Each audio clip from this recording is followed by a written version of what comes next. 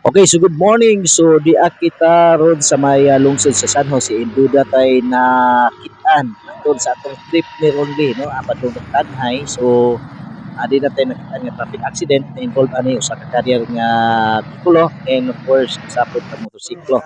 So nga color pink, no? So far natumba man, sumala pa kay tungod na sangkilan kining carrier sa mga motor. So muna nga niresulta sa pagka-discuss sa mga lugar.